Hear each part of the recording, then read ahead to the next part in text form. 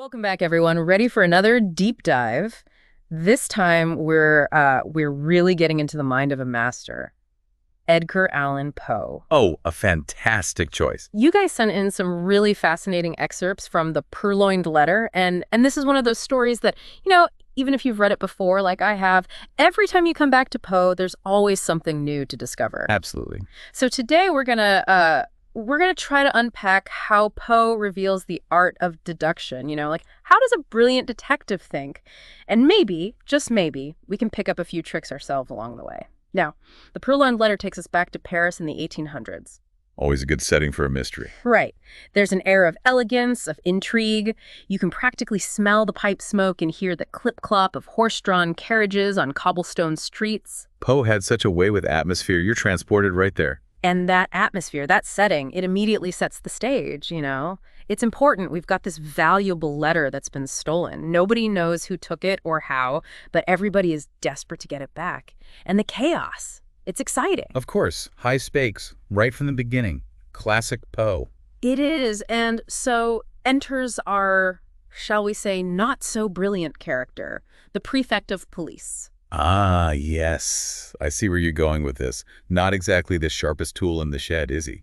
No, but that's what makes it so interesting. Poe gives us these incredibly vivid descriptions of the prefect's investigation, and it's almost comical how he goes about it. I mean, the guy tears apart the minister's hotel room, measuring book covers, prying up floorboards, poking holes in the furniture, you name it, he did it. It's like he's trying to brute force the solution.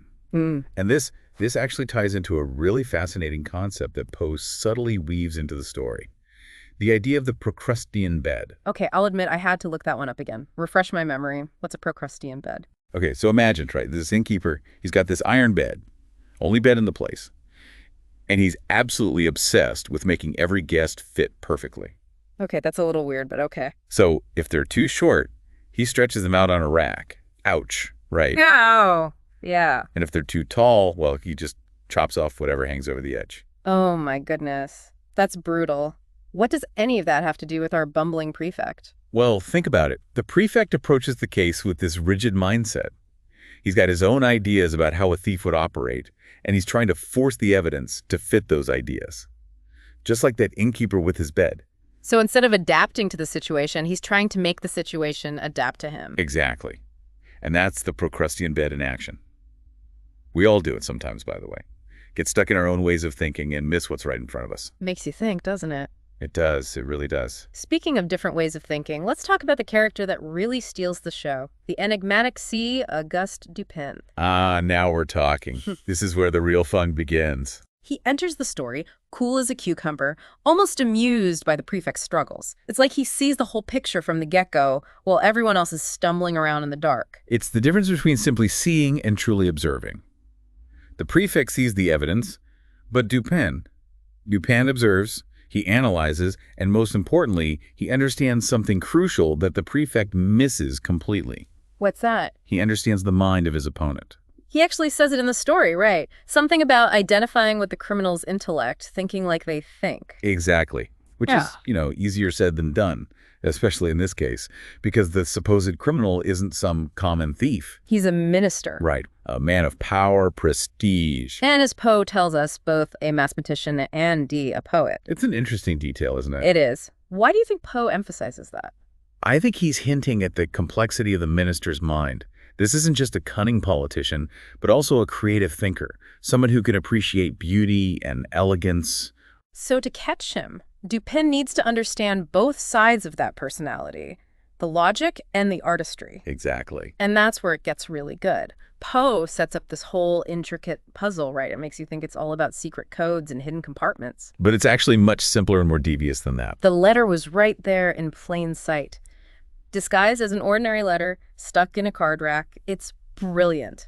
And it reminds me of that experiment, the one where they ask you to count how many times a basketball gets passed around, and you're so focused on it, you completely miss the gorilla walking through the middle of the screen. Oh, absolutely. Classic example of selective attention. Our brains filter out information we think is irrelevant. And it makes you wonder, how often do we do that in real life? Miss the obvious because we're too busy looking for something else. All the time. It's such a common human experience. Think about those times you've lost your keys, right?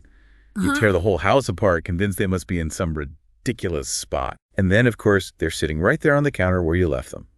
Or that amazing opportunity you missed because you were so fixated on a specific outcome. Oh, I feel so seen right now. It happens to the best of us. Even the most brilliant minds can get tripped up by their own expectations.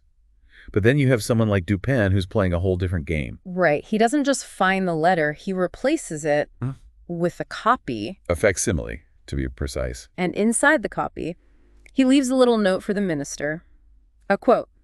Un dessein si funeste, si ne digne d'être, et digne de tieste. I mean, I had to look that one up. It's from a play, Attrait, by Crébillon. It's about this king known for his ruthless, vengeful acts. Dupin is sending a message with that quote, a very clear one. Which is? He knows what the minister has done, he's on to him, and he's capable of playing the same game, maybe even better. Wow. So it's not just about solving the mystery, it's a power play. Absolutely. Yeah. And it speaks to another layer of Poe's brilliance in this story, how he weaves in these themes of power dynamics. Think about it. The letter itself represents power, doesn't it? In a way, yeah. The power to manipulate, to control. Exactly. And what's fascinating is that Poe never actually tells us what's in the letter. That's true. Could be a love letter, a state secret, a compromising photograph. We don't know. It could be anything. And that's deliberate. The power lies in the unknown and what it represents to each individual. The potential for chaos. Precisely. It's like that saying, the pen is mightier than the sword. Words have power. In this case, Dupin recognizes that true power doesn't always come from brute force, but from intellect and strategy. He manipulates the situation, exposes the minister's vulnerability, and ultimately renders him powerless. All from the shadows. Precisely, like a grandmaster playing chess. Each move carefully calculated to outmaneuver the opponent. And like any good chess player, Dupin understands the psychology of his adversary. He knows the minister's pride, his arrogance. Those will be his undoing. It's amazing what Poe does with this story. On the surface, it seems like a simple, whodunit, but when you dig deeper... There's so much more going on. Exactly. We've talked about observation, deduction, power struggles, but I feel like there's still more to uncover here. Like, what other insights can we gain from the Purloined Letter? Well, one thing that stands out is how Poe contrasts Dupin and the prefect. They represent two different approaches to problem solving. You could say the prefect embodies logic. And his meticulous searches and all. Right. Very methodical. But Dupin, he relies more on intuition, understanding human nature, psychology. Yeah. He's thinking outside the box, which the prefect, stuck in his Procrustean bed. Couldn't even see the box. Exactly. It's that classic debate. Are you more left-brained or right-brained? And which is better? Well, that's the thing, isn't it? Poe doesn't give us an easy answer. The prefect's logic has its limits. But Dupin's methods, a bit morally ambiguous, makes you think that the best solutions often come from a balance of both. A little bit of logic, a little bit of intuition.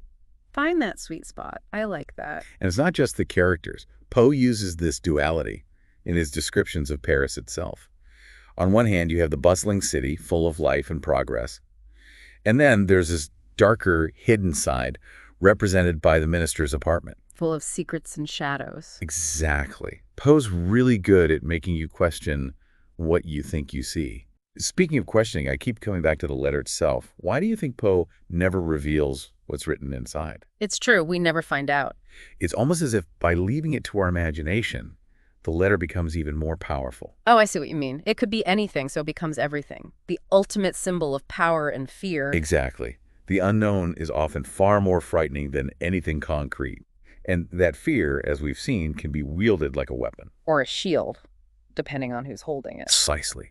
And that's the brilliance of Poe. He doesn't offer easy answers. He makes you think. He makes you uncomfortable. Because in real life, things are rarely black and white. He certainly gives us a lot to ponder.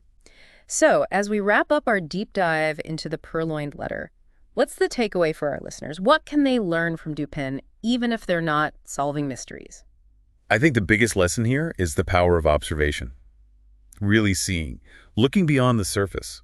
Like Dupin, we should always question our assumptions and look for those hidden in plain sight moments. Break free from our Procrustean beds. Yes. And while we might not encounter mysteries quite like this, that sense of curiosity, that willingness to look closer, that can enrich our life in countless ways. It's about seeing the world with fresh eyes, noticing the details, and never underestimating the power of a keen mind. Thank you for joining us on this deep dive. Until next time, keep those minds sharp and remember. Sometimes the most obvious answer is the one we're most likely to miss.